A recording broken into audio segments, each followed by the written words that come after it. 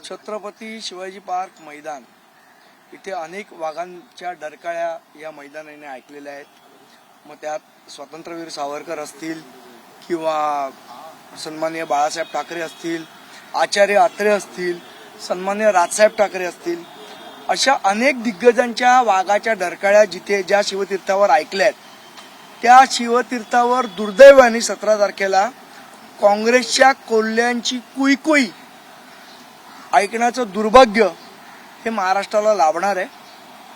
आणि त्याचबरोबर वाघाचं कातडं पांघरलेले लांडगे ही त्यांच्याबरोबर असतील असं वाटतंय, माहित नाही, पण लोकशाहीत प्रत्येकाला त्यांचं म्हणणं मांडण्याचा अधिकार आहे, तो आम्ही मान्य करतो। पण राहुल गांधींना एक नक्की सांगतो, छत्रपती शिवाजी पार्क मैदान हे स्वातंत्र्यवीर सावरकरांच्या स्मारकासमोर आहे। स्वातंत्र्यवीर सावरकरांचं घर या छत्रपती शिवाजी पार्क मैदानाजवळ आहे।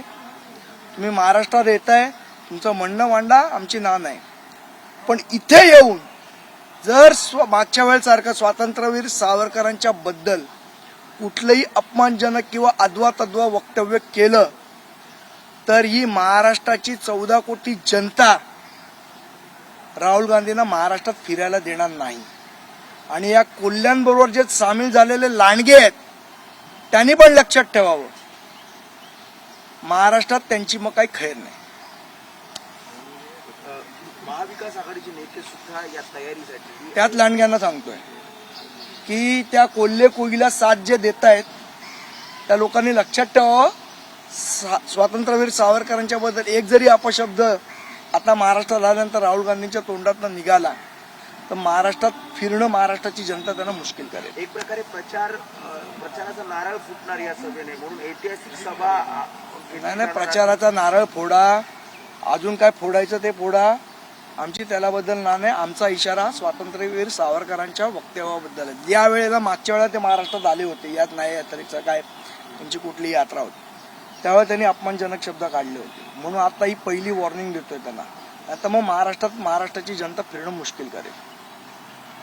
ठाकरे गटाकडून देखील जोरदार त्यांच्या तयारीचं स्वागत केलं जातंय। अरे मग तेच सांगतोय ना, कोल्ह्यांबरोबर जमलेल्या लांडग्यांना पण आम्ही सांगतोय त्यांनी पण अशा कोल्ह्यांची साथ देऊ नये।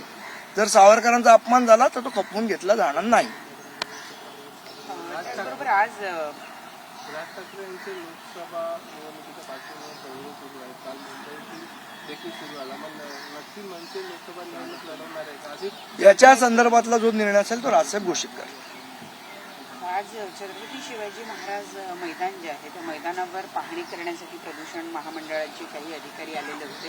काय नेमकं येत्या काळामध्ये केलं जाणार आहे छत्रपती शिवाजी महाराज मैदानावरचं प्रदूषण किंवा वाढणारी जी धूळ आहे त्याला कमी करण्यासाठी? याला संपूर्णपणे जे जबाबदार आहेत हे सन्माननीय माजी पालकमंत्री आदित्य ठाकरे, महापालिकेचे वॉर्ड ऑफिसर किरण दिगावकर, या लोकांनी छत्रपती शिवाजी मैदानाची वाट लावलेली आहे।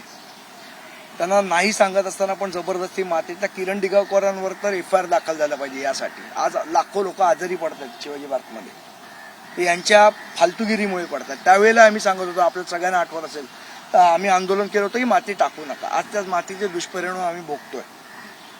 आता त्याचं सॉइल टेस्टिंग होईल, आधीच्या मातीचं टेक्स्चर काय होतं, आत्ताच्या मातीचं टेक्स्चर काय आहे, आणि एक्सपर्ट ॲडवाईस घेऊन त्याच्यावर काम केलं जाईल।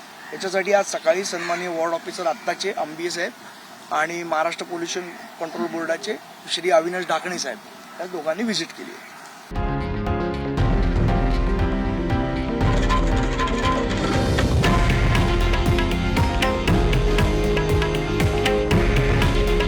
हे आहे देशातील नंबर 1 न्यूज नेटवर्क आणि आपण पाहत आहात TV9 मराठी।